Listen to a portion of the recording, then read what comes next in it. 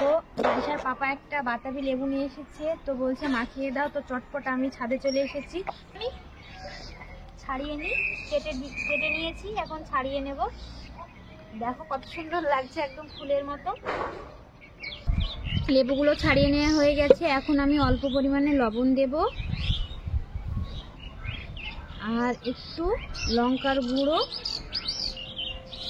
আর আমি দেব চিনি গুঁড়ো, ঝাল মিষ্টি টক সব একসাথে, আর একটু চাট মশলা। আর এখানে আমি লবণ আর কাঁচা লঙ্কা একটু থেতো করে নিয়েছিলাম, আমি এটা দিয়ে দেব। এখন আমি তো লেবুগুলো আমার মাখা হয়ে, এখন একটু খেয়ে দেখি কেমন লাগছে। টক ঝাল মিষ্টি